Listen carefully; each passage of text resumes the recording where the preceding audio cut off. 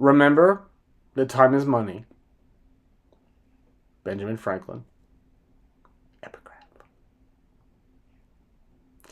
They dug a body out of Benjamin Franklin's Garden of Prophets and inspected it at the rectory once the coroner arrived from his steak dinner. The vicar prepared coffee for the ambassadors who waited out by the paddocks, humming estrangement, directionless, in the tumbling of mid-afternoon, drunk, as all were. Their coats were all properly stamped with the official seal of and affixed with regions unexplored. Terre inconnue. Were they perhaps curious about the body being inspected inside the rectory, out across the charcoal? Inside, they undress the corpse, and under the cave of ribs they discover a parasite which suggests to them that shortly before its death the body was infested with Bolshevism. And the wise gardener had merely taken the precautions necessary pertaining to disposal in such cases. They all retire to the innkeepers for grog and bacca. Sometimes there remain traces of extension in or out. The babosa offers a gift of water thrushes bound 3 by 3. They are received by the parson and minister with hugs and kisses.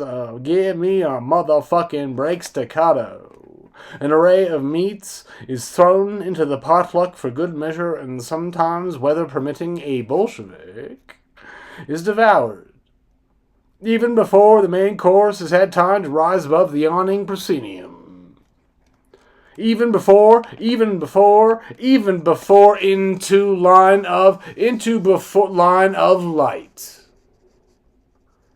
An offering to savages, wherever the fuck you come from, y'all.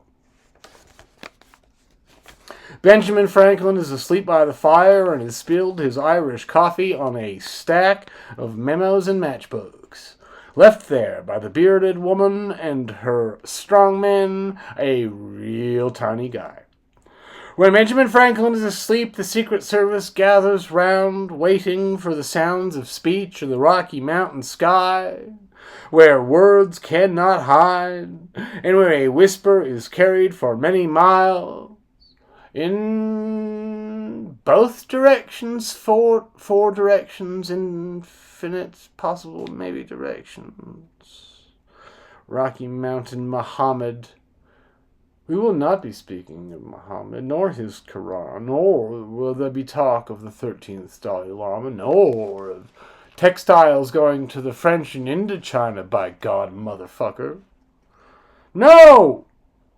We have no time for such insidious, unnecessary business. During these hours, when America lies asleep beneath Canada, asleep from the brainstem down to the soil, into the toes, into the soil, and into the toes.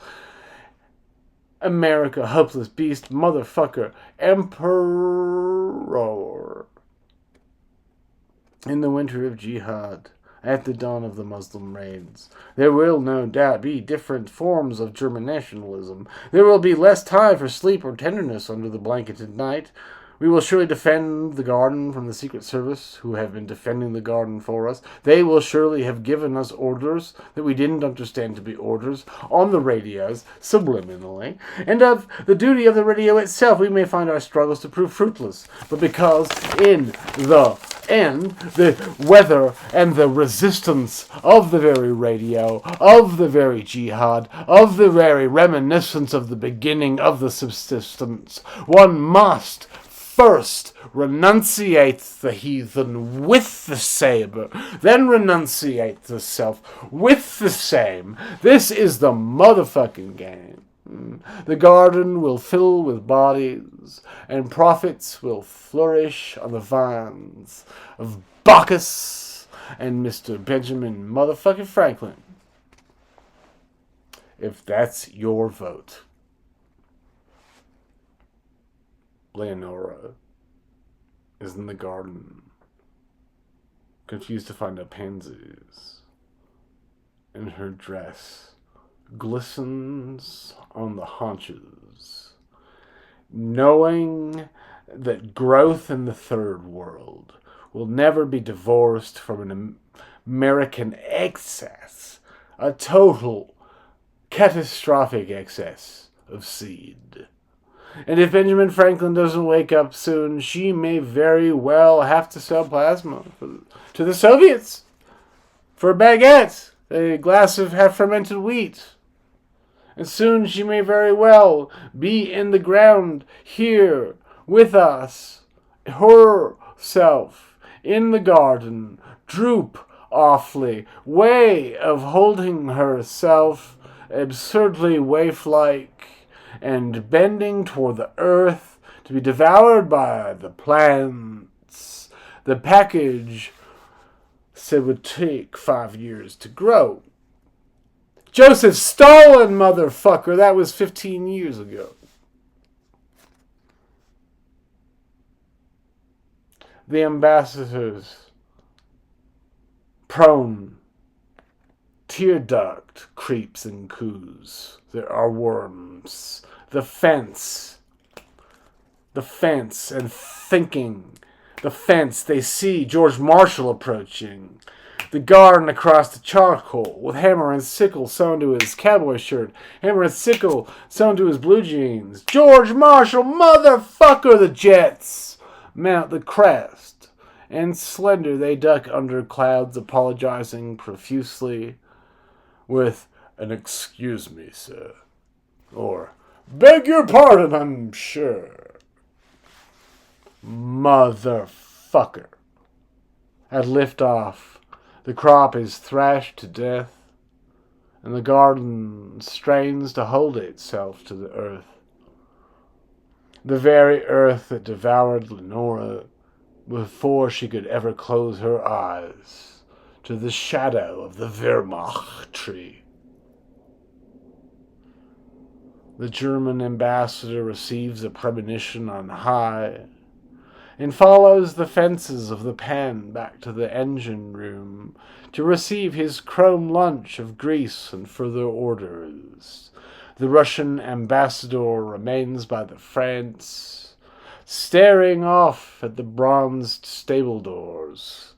And he shudders, the Russian ambassador, he does, to realize that there is agriculture in the Americas and not just factories, Henry Ford's belligerent machinations.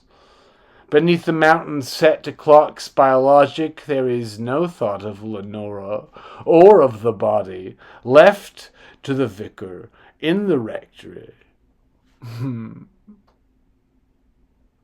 Nobody and nothing.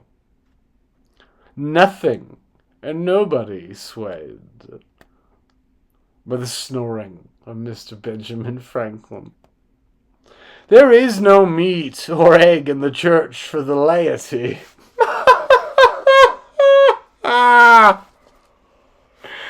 And General George Martin has drunk all the wine. Yeah. Motherfucker.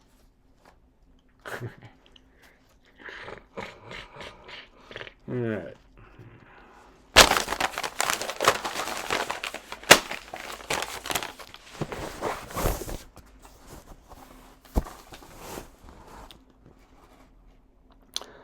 The ailing and aleatory thrust of the free world invades Benjamin Franklin's lucid dream of a 10-shilling note and seethes in the baseboards of the estate under the garden. Floorboards bulge like exploding veins beneath the elm and low-borne carpet. A geyser is imminent like Nuremberg and the steel mill. And soon the dream. Juniper Wispiger, just in time for winter, will awake in the arms of the vicar, panting on the table, alive despite this frozen end of and a very lengthy burial. in the Garden of Prophets.